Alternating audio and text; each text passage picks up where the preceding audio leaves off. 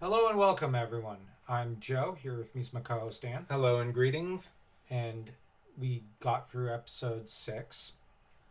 This episode sees, at the start, the funeral of Tom Builder, and then it whips right through almost 100 pages of the book, just at such a lightning fast speed that, honestly, in some ways I like this episode because it has the certain scenes I really, really, really like from the novel. But on the other hand, I don't like it because it just speeds right through them, and I'm left going, There are some of these plot points that they could have taken a bit more time with. yeah, they're limited for uh, funding, so they had to speed through. But this feels fast. There's a lot that happens. Too much. We've got, of course, as said, the funeral of Tom. We're gonna take this character by character because otherwise we're just never gonna get anywhere because we're just gonna keep complaining about how overwhelmed we are. Okay, whose plot should we start with? Let's go with Wailerin. Wailerin has been waiting months for the death of the Archbishop. That happens. He bribes Etienne to consider himself as the candidate before the man's death, and the man is murdered by Regan Hamley, and Wailerin then pushes Etienne to recognize William because William and Regan threatened to kill him using the excuse, well, you forgave him all his sins, so he's permitted to kill you. And we're not on holy ground, so tough cookies, unless he becomes Earl. So Wailerin naturally works like a man with a fire lit under his rear and goes, okay, I'm scared now. And when the roof collapses at the end of the episode, yeah, spoilers alert. Etienne decides to renege on the promise, thinking this is a sign from the Lord that he does not like Wailerin. At all, Wailerin pins the entire thing on Philip, fires him from the position of Prior of Kingsbridge, and rides off into the sunset to Winchester. Because he's also given up on building his own palace. Okay, that's his plot, and even to an extent William Hamley's. Because William, there's not much that goes on. Now, he gets married in this episode because they lure the Archbishop of Canterbury to Shiring to inaugurate the wedding with the permission of Etienne. That said, historically, the actual Archbishop was Henri de Blois, older brother of Etienne de Blois. But at least I think that was the case. If not, no, I don't think he was Archbishop. No, he was, I think, Archbishop or something of York. That's right, Bishop of York. Not Canterbury. Whoops. Nearly made that mistake. I don't know why I keep thinking he's Archbishop of Canterbury. Whatever.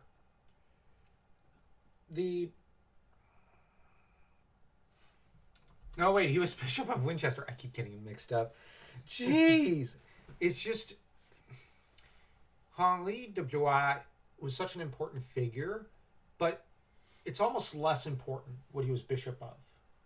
And normally it was the bishops of York who interfered and meddled with the South. Now, the bishops of York historically had a lot of problems with the Scottish sees because the bishops of York would love to propose themselves as the religious leaders of Scotland, which they had a minor claim thanks to the English rulers of Scotland, Malcolm III and his wife Margaret, who ruled all but in name through her very English husband. And the thing is, after that, there was a lot of religious territory kind of conceded to York. That said, York itself was subject to Canterbury, which York did not like. So you have this relationship between the three. Now, Winchester was almost a less important sea to an extent in comparison to York to an extent, but it was more important as well. It's just that it didn't have as many occupants who were as forceful as the bishops of York, so hence my confusion to an extent. Anyways, me cleaning up my mistake from I think a few episodes ago aside, we have at this point William out of the way, Etienne out of the way, because, Etienne doesn't play as much of a role in this episode. Although he is overseeing the swordsmanship training of his son. Now, Eustache, historically, was a very forceful, black-hearted individual. In the series, he's a soft-hearted moron. So, they really didn't get him accurate.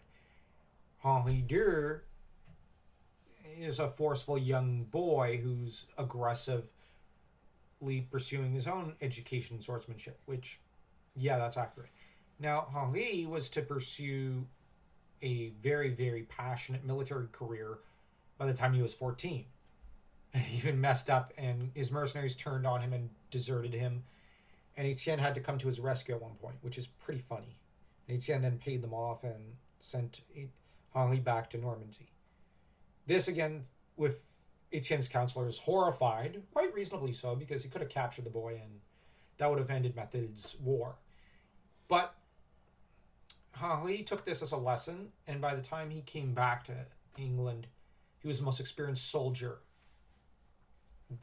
possibly on the whole continent, and was possibly the best general around. So, oops. Like I said, Etienne was not the same guy he is in the show. The show's actor is great, but this is not historically accurate. We then get Tom Builder. He's dead, so okay, we skip his plot. Too soon? Too soon. Okay. Or what, is it too late? Who knows? And we get Philip, who in this episode is grieving for Tom, and his grief is clouding his judgment. He's keen to get the Cathedral finished just so that he could honor Tom, which pushes him to make the impulsive, almost a stupid decision of hiring Alfred as Tom's replacement. I almost said Tom's builder. That makes no sense. And the thing is, Alfred ends up vaulting the ceiling and taking down the false work too early before the mortar sets in, which causes the roof to collapse. But the other thing was that a stone vault was too heavy. Tom had constantly reiterated this point with Philip and Alfred. And yet, and even Jack, and none of them in the show clued in on why he said that when he was telling the truth. It's too heavy. And no one would listen. Now, at the end of the series, Jack says, Tom would know, I'm not Tom. I don't know why it's not working with his, when it comes to the,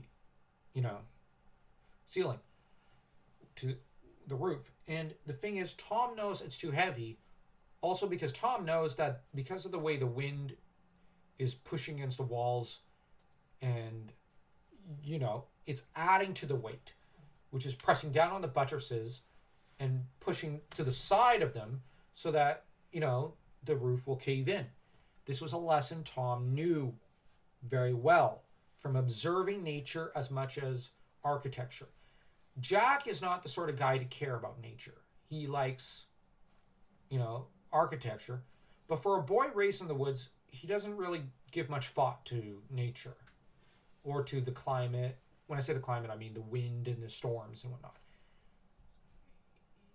The problem is Jack is he's English, but his mother and his father were essentially French. Raised in England.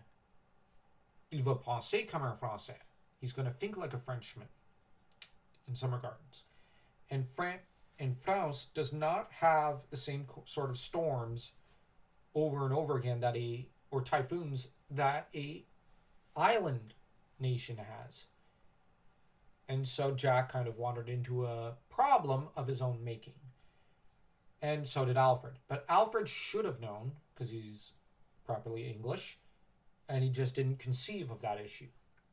Tom did, because Tom was very, very English. So he understood how his own land and people and whatnot worked. This is very important for architects to understand, just as, for example, Canadian architects would have to bear in mind the cold. Same with Russian ones. You take a look at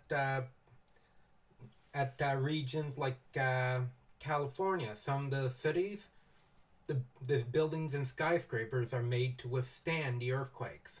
Yeah. Same with in a lot of parts of Japan. So you've got to bear in mind that this is something that Tom warned against, and Alfred and Philip don't listen.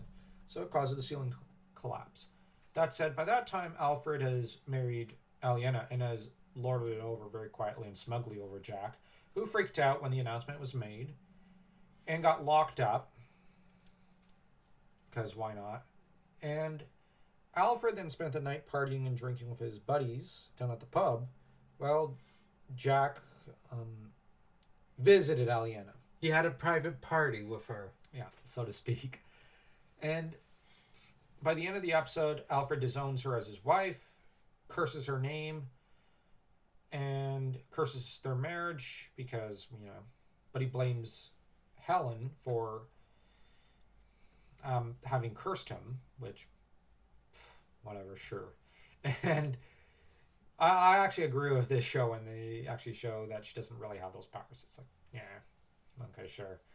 And you have Alfred, who ends up, getting the house while she's tossed out on the road. For Ailiana, she agreed to marry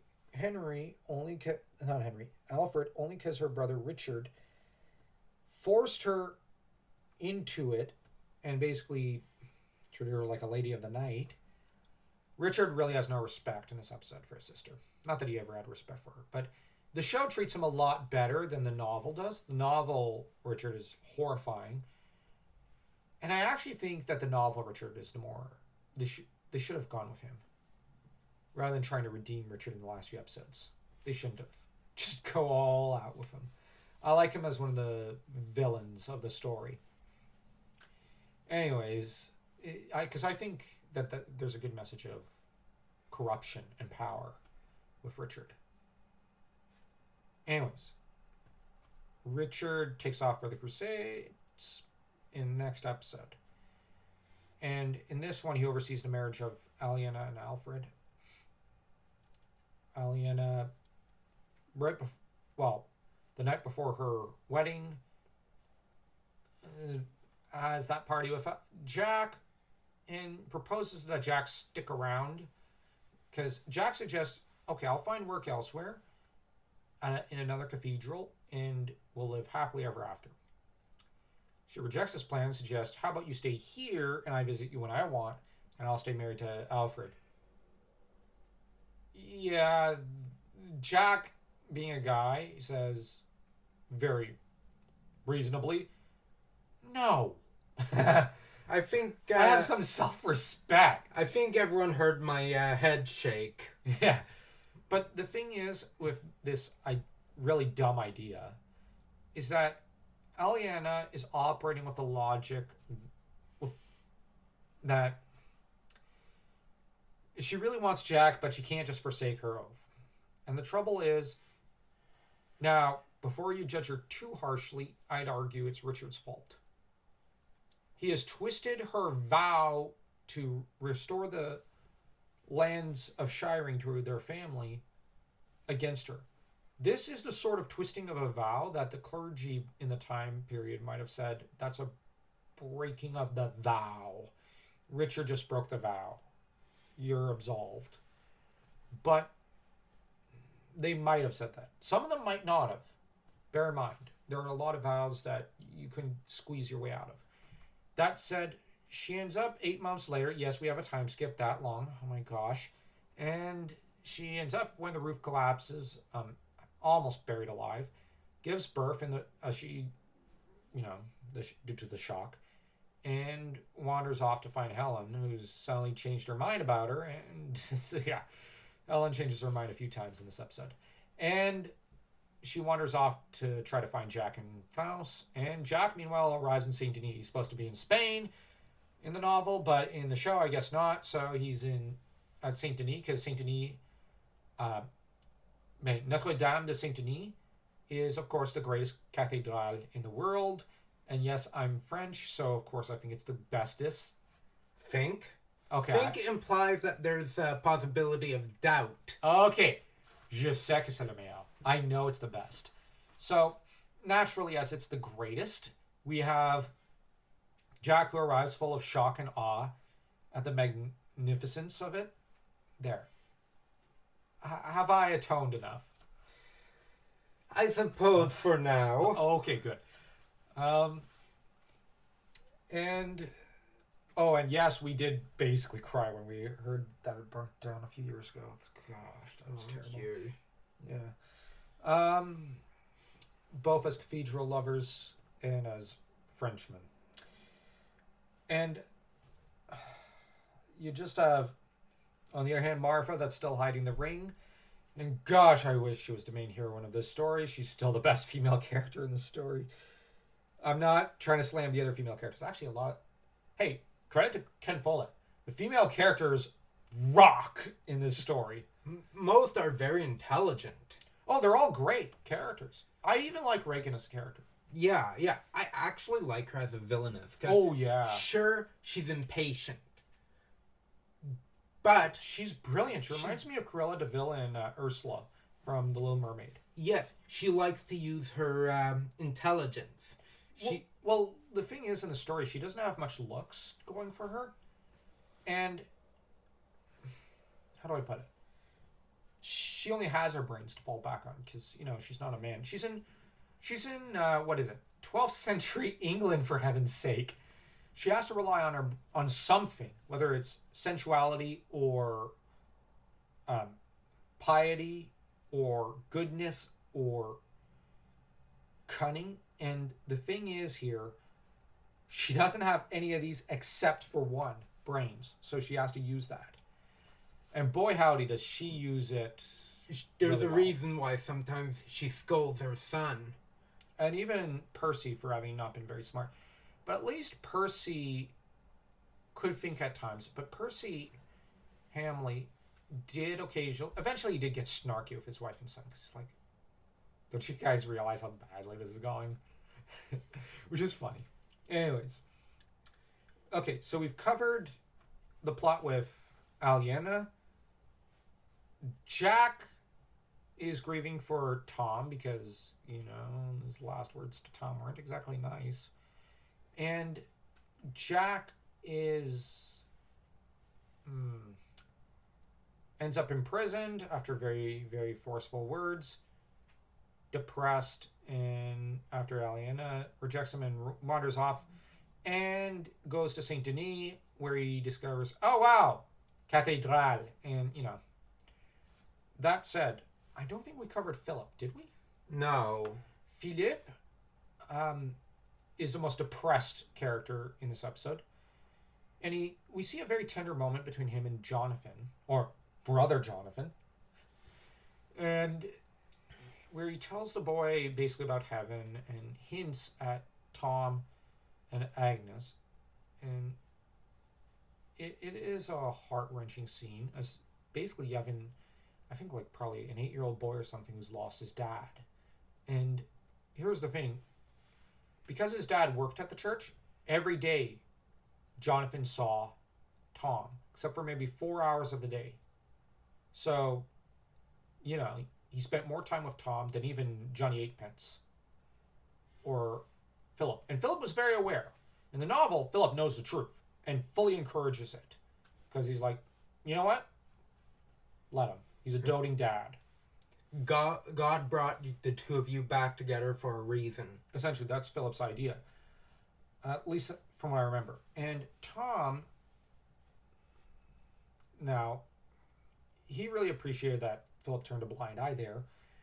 On the other hand, this leaves Jonathan fairly depressed, and it's just such a beautiful moment. Jonathan, though, does not keep all of Philip's attention, as Philip is pleased that Alfred is willing to work for half the cost of Tom, but Alfred ends up doing has half the competence of Tom and puts in half the work, I would argue.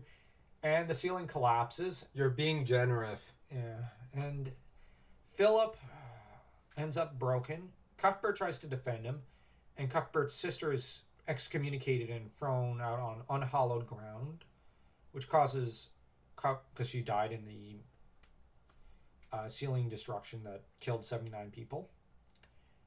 And Philip, already broken by those deaths and feeling that he was responsible, has all the monks and Waleran turn on him and accuse him. And Cuthbert refuses to defend him after a few minutes, after a feeble defense, as Cuthbert blames Philip. And Philip brokenly agrees to fork over his position to Remigius and becomes essentially the lowest ranking monk in the monastery, responsible for cleaning after the pigs and the floor. It's like Philip, he lost everything. He lost his best friend. His best friend, Tom. He was fond of Jack. Lost Jack. He lost Jack, and I could tell when Philip tells him, okay, but you can either come back as a monk and accept this marriage, or leave Kingsbridge, but you will be banished forever. A lot of people judge Philip for this one. I actually side with Philip. Yeah. Because Jack, the problem with his love, or I should say his infatuation with the appearance of Ailiana, I say appearance of Ailiana because I'm going to be honest, it is purely physical desire. It is not love. And I'm a much more cynical person here in that regard. Because I'm not saying love's not possible, but the thing about Ailiana and Jack is that Jack had his head in the clouds about how pretty she looked since he was about 12 in the novel. And here's the thing. It was not Alfred who bullied him during his time in Shiring Castle. It was Ailiana.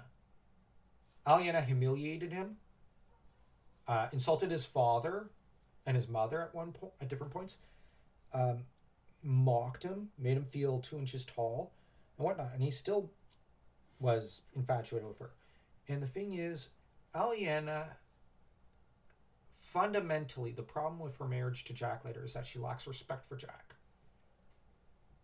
Now, she likes him, but she lacks respect for him.